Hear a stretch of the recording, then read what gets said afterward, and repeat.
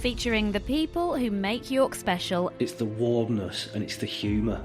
The people who make it. The people who work in the factory are very, very proud of the fact that this is the home of Kit Kat. And the organisations doing amazing things. A fair number of women say that Kyra has saved their lives, so we know we make a big difference. From tourism and history to business, charity and the arts. We are as equally important in the history of this country as London is and as Oxford is. I love the idea that York becomes the UK's alternative to London. This is Between These Walls, a podcast for York with Sophie Hudson. Kyra Women's Project is a York charity that helps women faced with challenges make positive change in their lives. It's just celebrated its 10th anniversary and now helps over 200 local women through activities, courses, therapies and events. These services are all provided by volunteers. In fact, the charity has to rely on grants and fundraising to deliver these services free of charge to York's women. One of its projects, the Rose Project, helps young women from the age of 18 to 25. I spoke to a member about the life-changing impact this has had, and we'll hear from her in a few moments. But first, I met with Rosemary Cook, who's the outgoing CEO of Kyra Women's Project. Rosemary starts by explaining more about the charity and the important work that it does in the city. Kyra Women's Project was set up 10 years ago this year, so we're celebrating an anniversary. And it was created by a woman called Yvonne Copley, MBE, and she had a background in probation services. And what she understood from working with those women was that very often they waited a long time to get help from statutory services. And once they'd had that help, they were then left out in the cold, really. They'd finished, and it was hard for people to maintain the positive changes they'd made without support.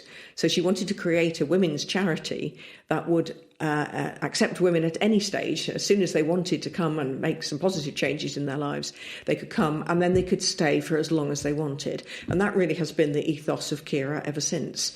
People come to us for all sorts of different reasons. Sometimes it's mental illness in the background, sometimes domestic abuse, it may be isolation, bereavement, all sorts of things that damage people's self-confidence, their self-esteem, and they come to us because they want to make themselves the person they were meant to be, is what we're looking for. So they come, and some stay a very long time, and some stay just a few months or a few years, and they do make those changes and then they move on, which is great. Being in York, I know that there are some organisations out there who support Kyra, and I've come across fundraisers for Kyra in the past, over the past few years. How crucial is it for York to have a charity like this doing work for women? Well, it's essential. And some people look at York and say, well, York's an affluent city and surely these things don't happen there. But of course, isolation and mental illness and domestic abuse happens absolutely everywhere. So it's really important that a big city like York has somewhere for women to come. And a woman-only space is really important. Equally, there are lovely men-only charities who we work in partnership with, and we're happy to refer partners to them. But it's important that there is a place that a woman can come to, a woman-led service, and feel absolutely safe, and that we understand the woman's experience. And that's the basis for all the help and support that we can give. Brilliant. So let's talk a little bit about your role, because we should mention that you're the outgoing CEO. That's right. So talk a little bit about your role. How long have you been here and been part of this charity? I've been here now, it'll be 3 years and 3 months. So I started in September 2020, which was an interesting time because it was post the first lockdown, but still a lot of anxiety going on. And at that time, in fact, there were no volunteers and no members in Kyra. It was just an empty building. And all of our work was being delivered online by our volunteers. But in April 21, we then reopened the building, cautiously at first with just a few people coming. And now, thankfully, we really are back to full strength. We still take precautions around COVID. There's a lot of hand washing, hand sanitising, wiping surfaces down. We need to keep people safe. But it's so important to women who come to us that they have that companionship and they can come to a group and be with others, that it's important that as much as we can, we keep it open. Yeah. It must be a silly question. How rewarding is it to work for an organisation like Kyra? You must be very proud of the years that you've been here. Yes, very much so. It was an interesting time to have to sort of lead that recovery from COVID and to come back again. So I hadn't known COVID, I hadn't known Kyra in the pre-COVID years. So in a way, it was a fresh start for me, which was exciting for me to come in and be able to start things up again and maybe do some things differently from the way they'd been done before, just because the circumstances were different. So I've really enjoyed it. And for me, the best bit is being face to face with the people we're helping. I've been a CEO of charities before, 2 other charities before this one, but they were not working directly with their beneficiaries. And to have the women in the building on a daily basis and meet them and talk to them and see what a difference our services can make to them makes this just the most brilliant job. Yeah, let's go into some of the specifics about what you do for women. And obviously you have you have regular events on, and there's things like counselling. So just talk a bit about some of the areas that you cover. We have events that we categorise in 4 groups, really. There's a whole set of things we do that are about reducing isolation. And a big majority of the people who come to us say that's their main reason for coming. Often they discover another need when they're here and they come to other things. So we do things like the craft group and the art group and the walking, the music, singing group. And our drop-ins twice a week, which if people just feel that what they really need is to be with others, to come into a group, to be accepted for what they are, and they come to those sorts of things. Sometimes that leads on, as I say, to other activities as well. So we have groups that are really about people getting in touch with their feelings and their experiences. And again, art and music can be really therapeutic in those areas. And similarly, writing, creative writing, is an opportunity for people to sometimes let out those things that have been inside them for a very long time. So that can be very valuable work and can be remarkably far-reaching. It sounds as if people maybe come for a bit of fun, a bit of sewing and a bit of painting, but actually what they're doing is getting in touch with things that have happened to them and the impact that it's had on them. And then we have a whole set of things that are about tackling specific issues. So we run the Freedom Programme, which is a national programme for recovery from domestic abuse. And that's a really powerful course that women do that puts them in a better position to understand why these things happen, to understand something about the mind of the perpetrator, and also to be better informed for future relationships about what those red flags are to look out for. So apart from that, we do also have a counselling service. So we have about 10 counsellors who give a lot of their time for free, which is wonderful. And we're able to offer women a series of counselling sessions. We have a waiting list, but it's not huge. So we're thrilled that we're really able to give this really important bit of therapy for people, that they can go back and deal with some of those things that have caused a lot of problems in their lives. And women come to us at all ages. And what's interesting is that firstly, you can have very young women. We take women from 18 upwards, very young women who've already experienced a great deal of trauma and sometimes abuse. And then you can have much older women. Our oldest members are in their 80s, who may in fact have had abuse or trauma many, many years ago and never done anything about it and lived with the consequences. But they can come to us and they can still change. They can still have a more positive life for the future. So amongst those, we also have a couple of courses we've developed ourselves. One's called Esther, which is about increasing self-esteem, and really essential. Almost everyone who comes to us has a need for that course. Another course, Sophia, is about anxiety and coping with anxiety. And again, a lot of people suffer hugely from anxiety. And we have a grief and loss course. So we try to provide the courses that address the specific things that often bring women to us. And then our last group of things is all about skills. So we have IT skills. We have an employment project to help people get ready to go back into work. And then there are things like mindfulness and meditation, for which we could say they fall into all of those categories. Sometimes it's something to come to in a group.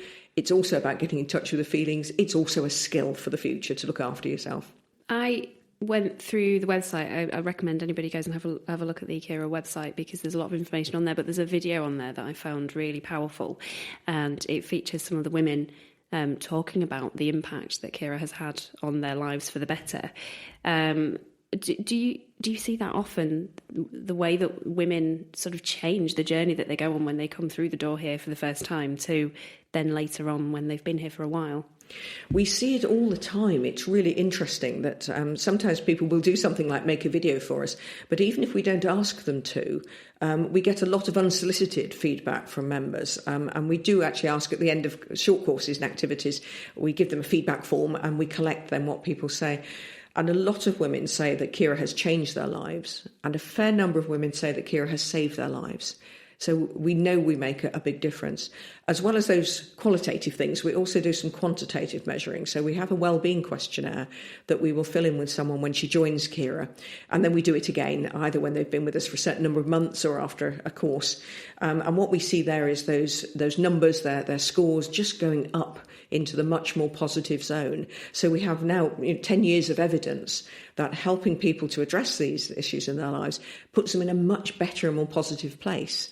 And for us, it's really important to recognise that that doesn't just help them, it helps their families and their children and their spouses. So people say, oh, you're a women-only project, you only help women. But by helping a woman, you are helping her whole family, and in particular children in the family. So we feel that the good that we do with those individuals, or that, in fact, they do for themselves, we just provide an environment in which it can happen, is good for the whole of their family and for the society. One of the stats I read on your website was that 100% of women in one of your surveys said that Kyra had impacted their self-esteem in a positive way. They felt that they had more self-esteem. I mean, that's every woman through the door. So that's an incredible statistic. Yes, and I think that's a great credit to our volunteers and to the members themselves, because there's a lot of peer support goes on, as well as our volunteers helping things to run smoothly. The women do look out for each other and befriend each other, and the groups work so well because of the contribution of everybody in the group. So yes, I'd really be surprised if anybody left really without feeling that their own self-esteem, they feel better about themselves. Yeah. Do you see a difference at the moment, particularly you mentioned about COVID, when you came to the charity? That was a very difficult time for a lot of people. But then since then, the impact that COVID has had on the economy, the cost of living crisis that we hear in the media at the moment, do you see that in the work that you do? Do you see the impact that has on women?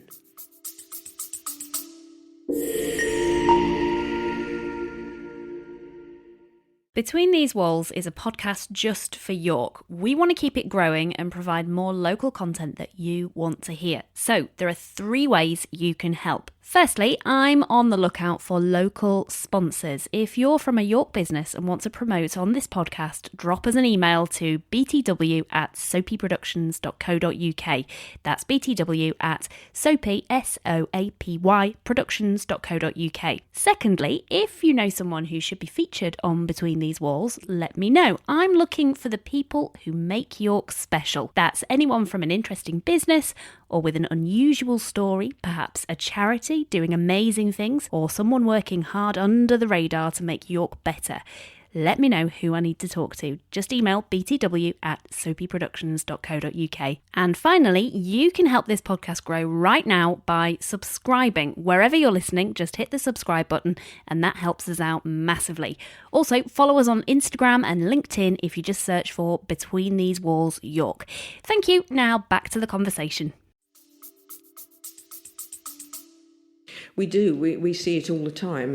Immediately post-COVID, when we reopened, it was really clear what a terrible impact it had had on women who were isolated anyway, who were sometimes in abuse situations. And of course, being stuck at home, either alone or with an abuser, is the worst possible thing. So the impact on people's mental health and well-being was huge. And that has begun to change again because they can get out and meet people and come to our courses and sessions. So yes, then the cost of living crisis has just been another blow. And both last winter and this, we've really understood how desperate some people are, how short they are of money for the absolute basics. And we're very pleased. Last winter was the first time we'd had a grant to be able to provide a soup kitchen, really. We do soup lunches for women. And we were able to provide some food bags to see them over the Christmas and New Year period.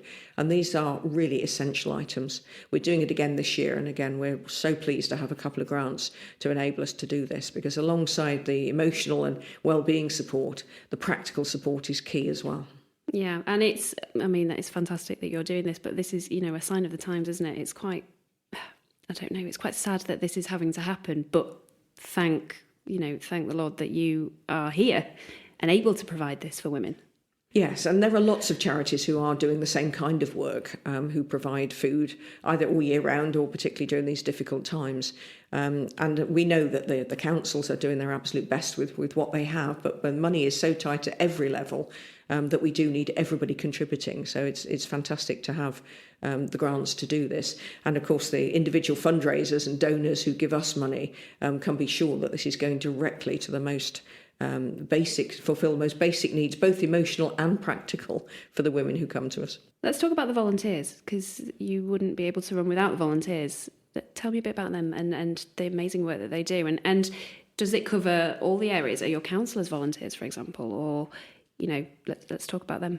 Yes, volunteers have been key to Kyra from the very beginning. It was set up as a group of volunteers, and then gradually, of course, as money and grants came in, they were able to fund some of the work. But there are still, we have about 55 active volunteers, and they give about 70 hours a week, every week. And we absolutely couldn't run most of what we do without them. Almost everything is volunteer-led at Kyra. And many of them are very experienced. We have some who've been with us for the 10 years. Others are newer, but have really thrown themselves into it and give many hours a week.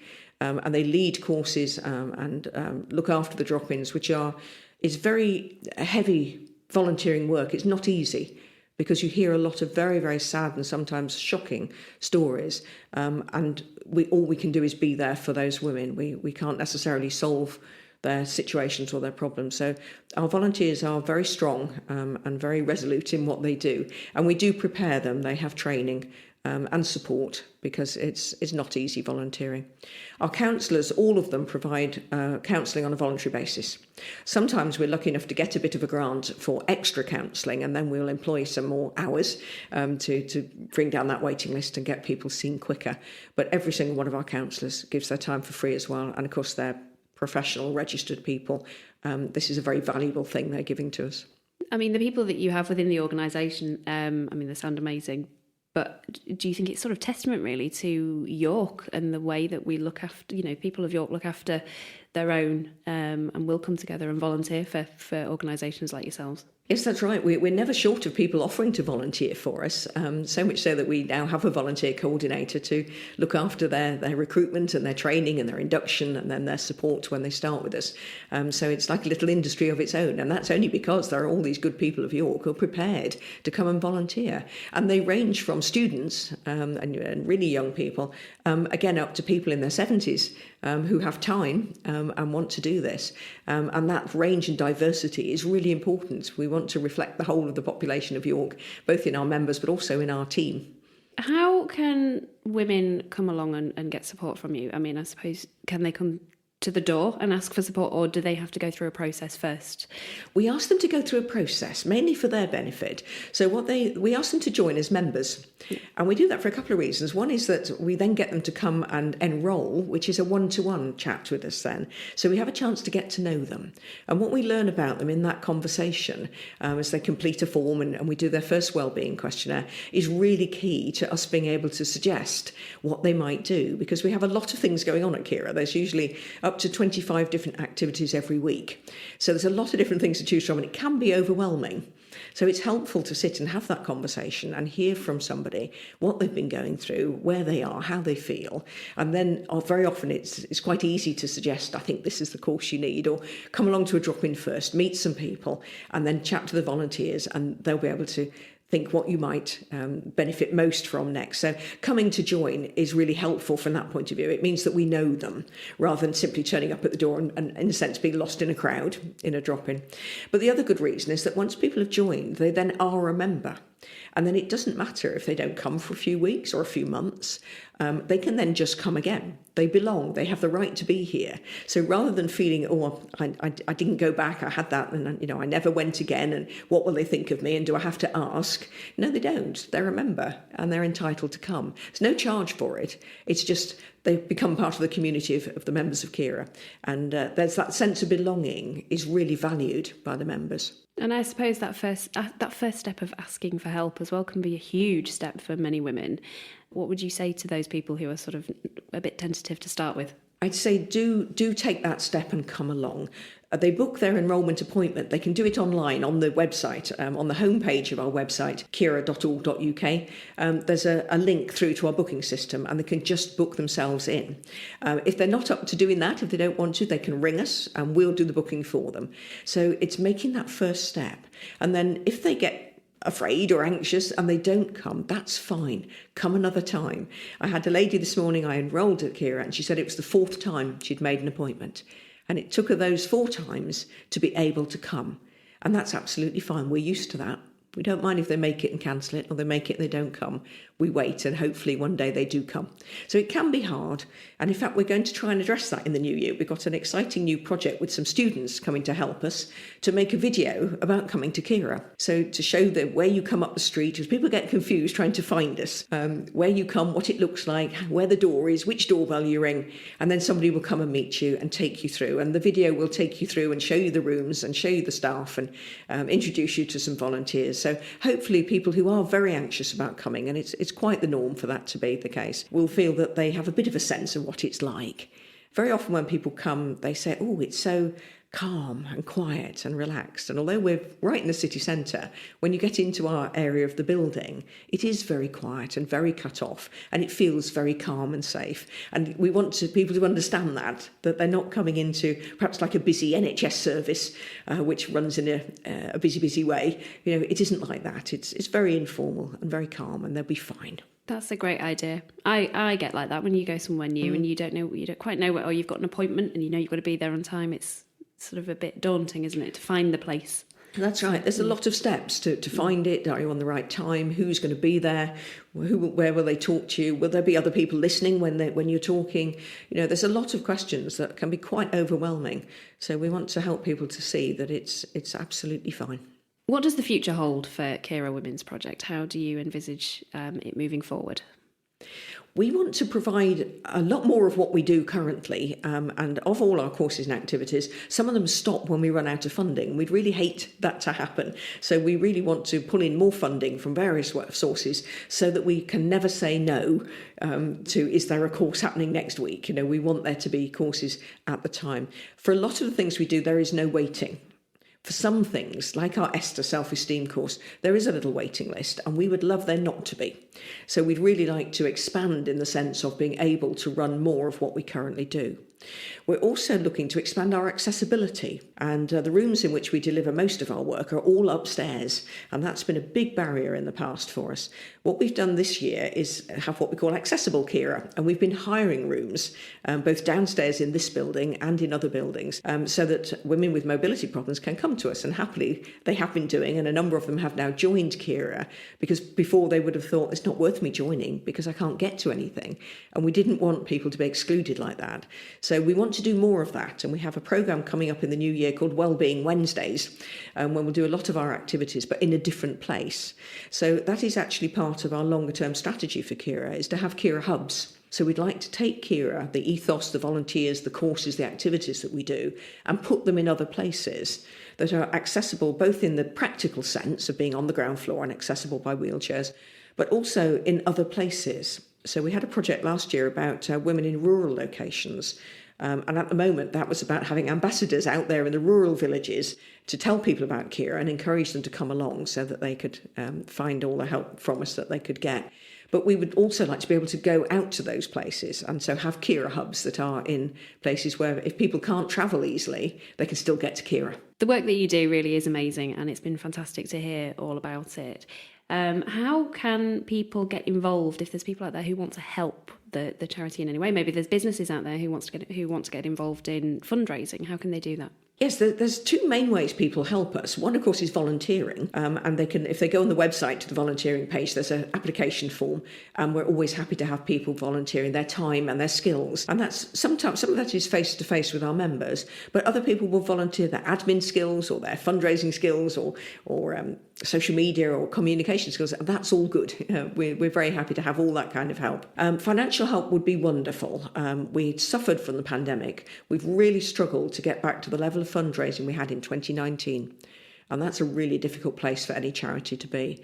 So we're very happy to have anyone fundraising for us. Just in December, we have a whole batch of people who we didn't ask. They just came from the good people of York, came up with ideas that they've offered to do for us. So the St John's University cheerleading team are supporting us for a whole year and doing fundraising events for us, including a winter ball happening this month. The Mount School are having a Christmas fair on Saturday, and they're giving us some of the proceeds of that. And a chiropractic firm in Wetherby has asked all its clients to donate their fee rather than paying it to them to Kyra. So none of these we were not aware of. They just happened, and it's because people care and they want to support the work that we do. So any kind of public fundraising of that kind, however big or small, is absolutely fantastic. And as far as the corporates, the bigger organisations go, we have all sorts of sponsorship opportunities. We run a number of events regularly. The next big one will be on March the 8th, International Women's Day next year. And we're looking for sponsors to help us with that. They might sponsor the lunch or sponsor the whole event or sponsor a room or some workshops. And that would really help us to run it at a very low cost to us and make all these things available to lots more people. Thank you to Rosemary Cook for speaking with me about Kyra, and you can find out more by visiting the charity's website kyra.org.uk, and that's Kyra spelt Kyra.org.uk. I wanted to find out more about the Rose Project, which specifically helps young women from the age of 18 to 25. I went back to Kyra to meet with a member who has asked to stay anonymous but talks very passionately about how the Rose Project has helped her. So I've been struggling with mental health for a long time. I've been in services since I was about 14, struggling with various difficulties such as I'm autistic, I have emotionally unstable personality disorder, complex PTSD. I struggle with kind of anxiety and compulsions and have experienced psychosis in the past. And because of this, I was hospitalised quite a lot of times for long periods of time as a teenager. And this meant that I missed out on, some education. So when I went to sixth form, I was 19, whereas most people there are 16, and I spent 3 years there. And I did have friends on my second year, but in my third year at sixth form, I didn't really have any friends, and I was feeling quite isolated and a bit lonely from, peers. And my support worker from the community mental health team at Huntington House suggested I came to Kyra, to the Rose Project. And I'd heard of Kyra before, but I didn't know that they had a young women's group. So she attended with me because I was a bit nervous. Obviously, it's a new group of people in a new building, and I've been coming ever since, really. So what was it like the first time you came to Kyra? How did you feel? Yeah, I was quite nervous, and although my support worker had explained it to me, I didn't really know what to expect because I'd not really been in a young women's group before. Yeah, I didn't really know what to expect, but it was really, really welcoming and really nice, friendly environment. And I remember on my first session, we were just having a chat, and I said, I'm going to university. And there was someone else that was starting at the same university as me. So that was quite nice that I'd already met someone with something in common. Yeah, I was going to say, so I suppose walking into a room of other young women like yourself, did that feel quite comforting? I think so, yeah. I think you don't get judged at Kyra, and I think everyone's there for their own reasons. And sometimes you can relate to each other over different things, because I think sometimes in other services a lot of the conversation will be about mental health and things like that, whereas Kyra, it's about other things as well. It's not just about what you struggle with. It's like what you like to do as a person and kind of what your hobbies are, that kind of thing. How do you feel you have changed? Do you feel like you've changed as a person being here? I think I've definitely grown in confidence. We had a professionals conference in the summer for Kyra, and I managed to stand up in front of everyone and read a speech. Now, I'd never been able to do that, for a long time. and I definitely think it's improved my confidence. And I remember when I was doing the speech, I mentioned that Kyra massively helped me for when I started university, because I'd had that experience of interacting with peers and people similar to me and similar age to me. So when I started university, I feel like it massively helped me to settle in and have confidence. What sort of activities and things have you been involved in? Yeah, we do all sorts, really. My favourite would have been we went to the trampoline park in York. That was really good fun. We do a lot of arts and crafts, but we kind of often we'll do an activity like an arts and crafts, and then we'll kind of have a kind of theme of conversation. So it's kind of like you are talking about things and getting support with things, but it's not really like clinical or kind of pressured. It's more, casual, and or if you don't want to engage in the conversation, you don't have to. If you don't even want to do the arts and crafts and you just want to sit there and chat, then that's okay as well. We were recently involved with a project from the University of York about emotional support for young people in York and Scarborough. So I've been quite involved with that. We've made zines about places in York that we like or give us some kind of meaning, positive or negative. We're involved in making a film for that project as well. We went out and kind of took photos of like places in York for the project, and through engaging in the project through Rose Project and Kyra, me and another member have actually gone on to be co-researchers in this project. So that's been a really good opportunity. We had a party, I think it was so many years of Rose Project, we had a party, which was really good fun. We had like party games, like, where you have the chocolate and you've got to eat it with a knife and fork with like gloves and a hat and everything, fun things like that. But yeah, we do quite a lot of arts and crafts, and we have trips out and stuff.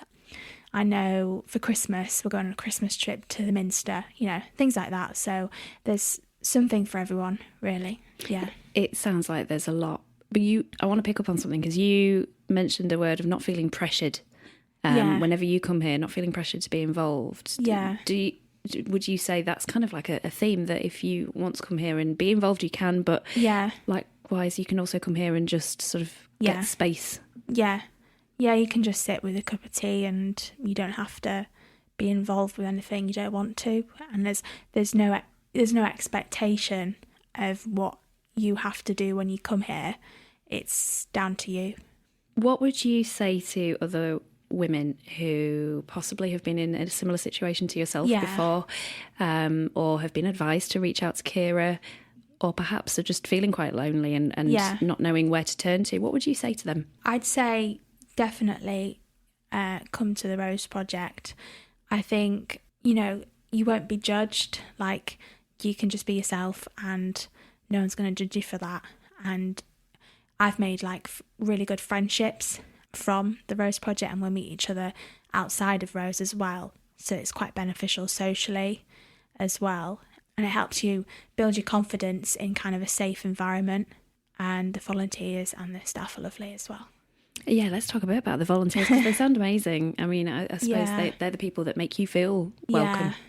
Yeah, no, they're all brilliant, definitely. And I think they're understanding if someone might be a bit anxious or things like that, you can always say to Sherry or one of the volunteers, can I have a chat with you? And you go in a separate room, or even meet Sherry at a different time during the week or online if you did need a catch up. Like, I know with me, I went through like a rough patch quite a while ago, and I was in contact with Sherry and she rang me, and things like that. Yeah, it sounds like a wonderful, supportive place to be and have that connection with. Yeah, it is amazing that this is here in York. You're from York? Yeah, I am. Yeah.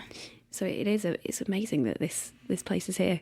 Absolutely. Well, Christina, thank you very much for talking to me and sharing. And I wish you all the best. Thank you. Yeah. Thank you.